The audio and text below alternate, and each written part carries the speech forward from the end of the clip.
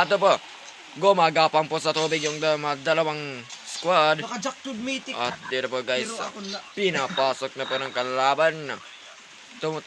Tamang tago-tago lang po itong kakampi natin. At dito po, dalawang squad pa po.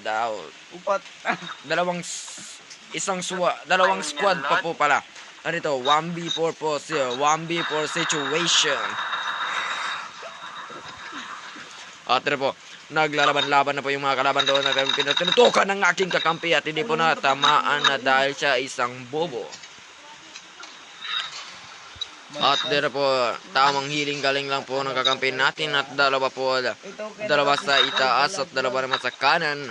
At sa kalaban naman po, ayun po ay naka-one tap po yung kakampi niyang kalaban. At po, wala na po yung zone, umaandar na po. At po, sinusugod po na papartidaan po kayo ng aking kakampi. At po, kinuha po ng itches niya. At po, tinutukan ng malakas ang tutok at hindi po natadown. At papasok po yung kalaban at sabay tutok. Patay! Bobo! Bobo! Bobo!